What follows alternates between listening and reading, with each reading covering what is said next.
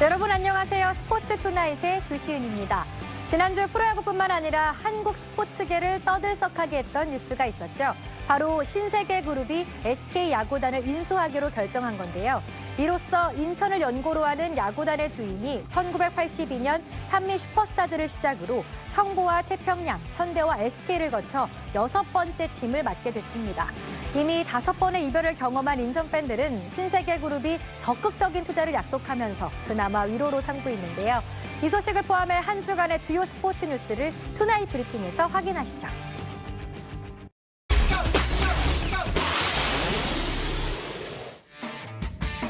신세계그룹이 SK 와이번스 야구단을 1,352억 8천만 원에 인수하는 양해각서를 체결했습니다.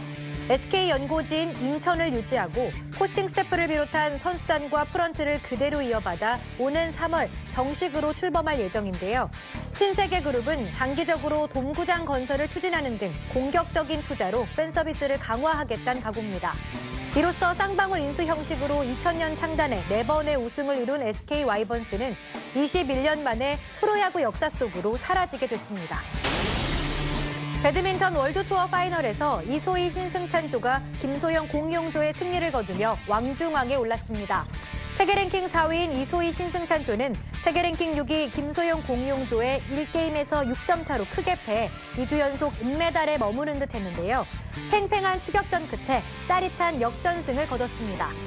한편 첫 월드투어 파이널 진출에 성공한 혼합 복식의 서승재 최유정조는 은메달, 여자 단식의 안세영과 남자 복식의 최솔규 서승재는 동메달에 만족해야 했습니다. 한국 수영의 희망으로 불리는 고교생 황선우 선수가 우리나라 수영 역사상 처음으로 국제수영연맹이 공인하는 세계 기록 보유자가 됐습니다.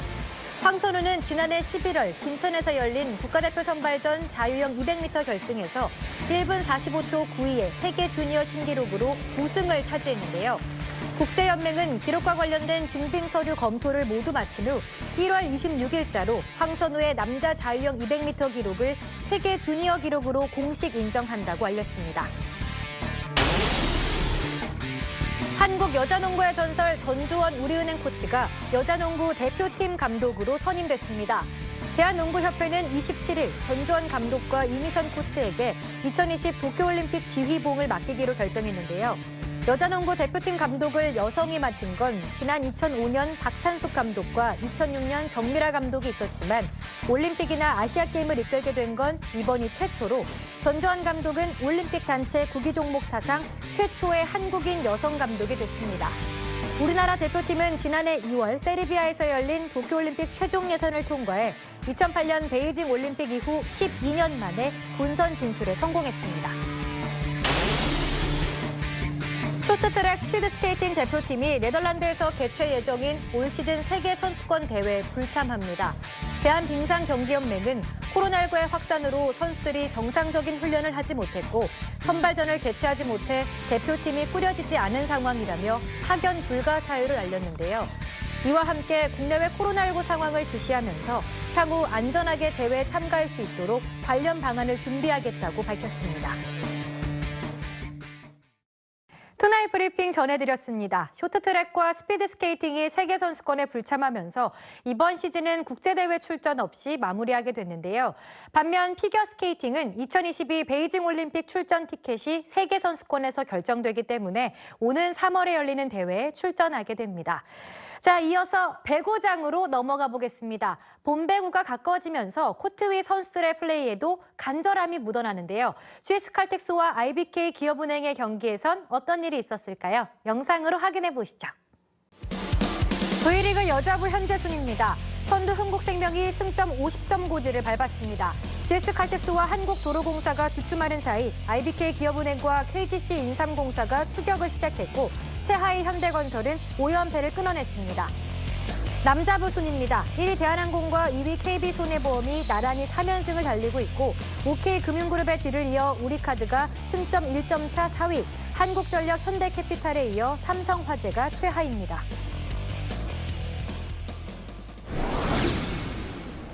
한 주간의 배구 이야기, 오늘도 장소연 해설위원과 함께합니다. 어서 오세요. 네, 안녕하세요. 5연승 뒤에 2연패예요. 지금 GS 칼텍스가 중요한 시기에 발목을 잡혔습니다. GS 칼텍스. 네, 한편 4라운드에 전승을 거두며 1등 굳히기에 들어간 흥국생명도 지난 일요일 최하인 현대건설에 일격을 당했습니다. 네, 그런가 하면 남자부 선두 대한항공은 요스반이라는 날개를 달고 우승 퍼즐을 맞춰가고 있는데요. 기장 한 선수 세터는 대기록까지 세우면서 승리를 자측했죠. 네, 시즌 끝을 향해 달려갈수록 더욱더 재미있어지는 V리그인데요. 이번 주엔 또 어떤 경기가 펼쳐질지 더 기대가 됩니다. 지금까지 배구 이야기 장수현 해설위원과 함께했습니다. 고맙습니다. 반갑습니다. 이어서 프랑스 리그1 경기 준비했습니다. 최근 3연승을 거두며 상위권 도약을 노리는 황의조의 보르도가 리그 우승을 노리는 올림픽 리옹을 만났습니다. 그 결과 지금 확인해 보시죠. 네, 장지현 해설위원과 함께 한 주간의 축구 이야기 나눠보겠습니다. 어서 오세요. 네, 안녕하세요. 토트넘의 손흥민 선수가 지금 한 박자 쉬어가는 걸까요? 5경기째 골맛을 보지 못하고 있어요. 그렇습니다. 네, 토트넘은 리그 6위로 내려앉았는데요. 무리뉴 감독의 고민이 좀 깊어질 것 같습니다. 자, 이어서 아주 오랜만에 지동원 선수 얘기를 해볼까요? 무려 700일 만에 공격 포인트를 기록했습니다. 네, 데뷔전에서 감독에게 존재감을 보여준 지동원 선수인데요. 앞으로도 좋은 활약 보여주길 기대하겠습니다. 네, 바르셀로나의 리오넬 메시는 변함없는 골 감각을 보여주고 있죠. 그렇습니다.